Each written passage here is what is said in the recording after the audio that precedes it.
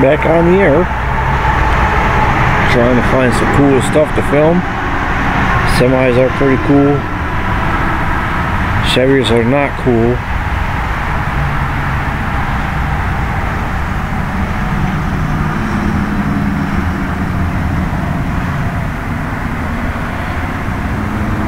Fords ain't too cool. The rest of them ain't cool neither. Unless it's a Mopar. Semis are cool. There's a big bus. Battle Creek Central. That's cool. Dodge Ram. That's the color Ram to get. They take a lot longer to rust out than the other colors. Here comes the Army Hummer military. God bless our military. Gotta hope we can get a stronger leader in for president pretty soon. Get this.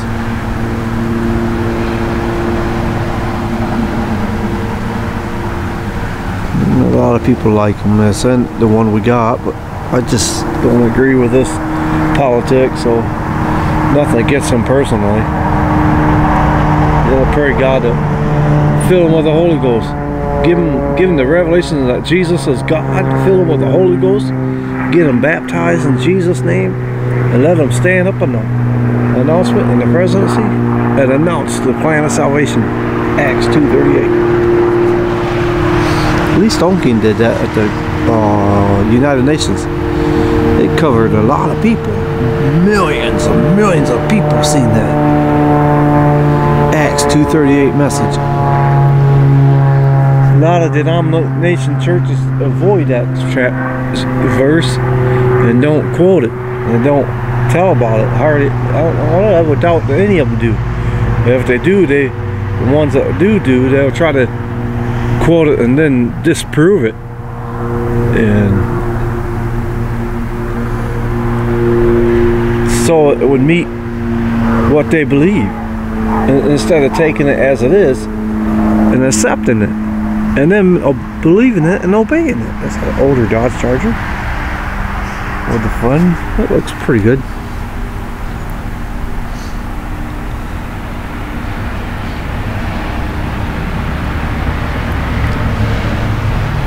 That's the difference between the Christianity of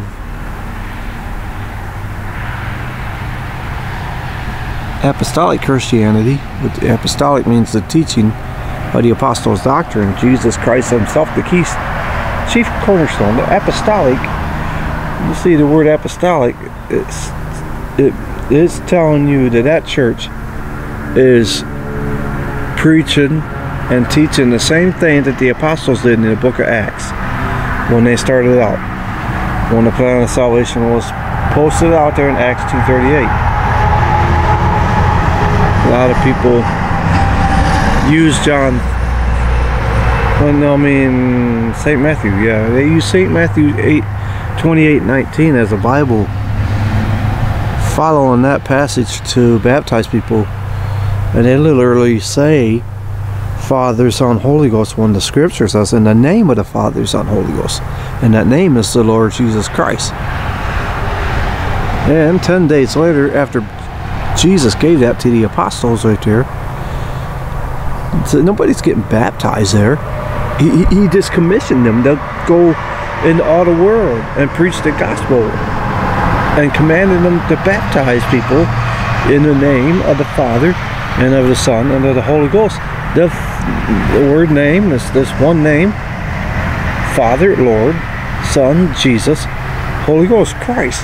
That's why 10 days later, Peter and all the rest of the apostles, they did it when the Holy Ghost was poured out on the day of Pentecost. You see, there's several churches that call themselves Pentecostal, and because they get the worship, they do the speaking in tongues, they worship, but they still don't. But they're not apostolic Pentecostal, so they don't teach what the original Pentecostal church teaches. They still hold on to the Roman Catholic theory of God is a Trinity, which is not biblical. And the original apostolic Pentecostals is monotheism, which is one God, and that God robed himself in flesh into Jesus Christ. Jesus is God manifested in the flesh, not a second God, not a second person. The Bible never even speaks of any of God being persons. That's not even in the Bible. Trinitarians say that Jesus is God the Son. You know how many times the phrase God the Son is in the Bible? 0. It's not in there. The Son of God statement is in there, not the God the Son, because and Jesus in his humanity had to pray to the Father, which is his own spirit.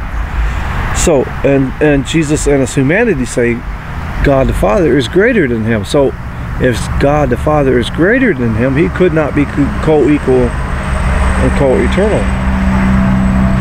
But because Jesus, the man, had a beginning, but the God part of Jesus never had a beginning. The God part of Jesus is the Father. The man part of Jesus is the Son. And the Father is the Holy Ghost, the Spirit of God. The Holy Ghost is the Spirit of God, Spirit of Jesus Christ. Holy Spirit, God is a spirit, he's holy. That's where you get the term Holy Spirit. When his spirit moves on you, it's not another person, it's God. That's Jesus moving on you, Christ in you, the hope of glory. It's not a third person or a second person or 8 persons or 10 persons. I don't know where to get all the persons at anyways, because the scripture is very clear. Colossians 2:9, in Jesus dwells all the fullness of the Godhead bodily. Then Colossians 2:10 wraps it up, says, and you are complete in him who is the head of all principalities and power. If Jesus is the head of all the powers and principalities, then obviously the other 2 guys ain't as high up as he is. If there were 3 of them, there's not 3 gods. There's only one God. Hear, O Israel, the Lord our God is one. And thou shalt love the Lord our God all of our heart, soul, mind, and strength. And Isaiah chapter 40 tells us the prophecy of Jesus to come, calling him, prepare the way for our God. Our God that created the universe is going to come down into a human man form.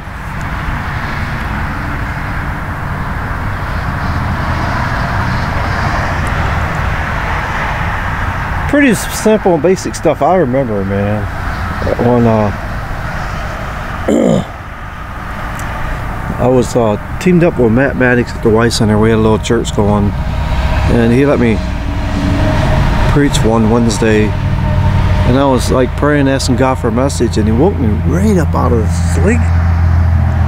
4 in the morning, I was speaking in tongues. The Spirit of God moved on me, and he gave me a clear revelation of the oneness of God that night. I mean, I always believed it, but that time I got it deep. There's no way a person can turn me away from believing the oneness of God. Oneness is a revelation.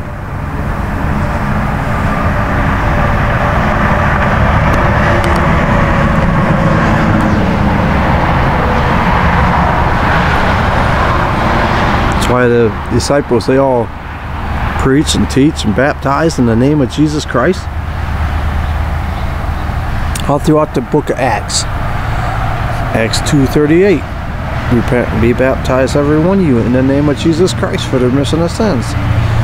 Acts 8:16. They were baptized in the name of Jesus. Acts 10:44 through 48.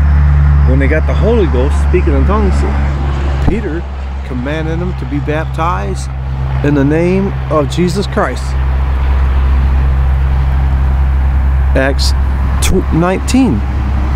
After they preached the word, after they come upon certain disciples, they asked them how they were baptized. And when they found out they weren't baptized in the name of Jesus, they was rebaptized in the name of Jesus. Acts 22:16. Why tarry ye? Arise and be baptized, calling on the name of the Lord, to wash away thy sins. Romans chapter 6. Know you that they are baptized? We are baptized into Christ. We are buried with him in baptism. That's what it said. The whole chapter of Romans 6 talks about being baptized in the name of Jesus Christ. What it does to you. How it destroys the body of sin. It just thoroughly goes through it. The old man is crucified. The young man, a new man, you come rising up as a new man.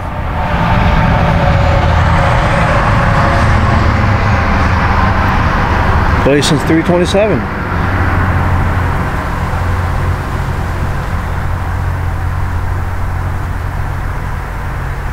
Baptized into Christ.